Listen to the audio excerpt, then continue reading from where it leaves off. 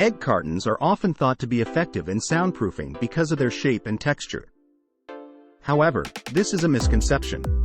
While the dimples and irregular surfaces of egg cartons may create the illusion of sound absorption, they are not designed or tested for soundproofing purposes. The thin and lightweight material of egg cartons is insufficient to block or absorb sound effectively. They are thin and have a lot of air gaps, which allow sound to pass through easily. They also have a low density and mass, which means they do not dampen vibrations or reduce noise. Egg cartons are made of paper or cardboard, which are highly flammable materials. They can easily catch fire and contribute to the rapid spread of flames. Egg cartons are not designed to withstand moisture or provide a barrier against it. Soundproofing materials should ideally be moisture resistant to prevent the growth of mold or mildew, which can negatively impact indoor air quality and pose health risks.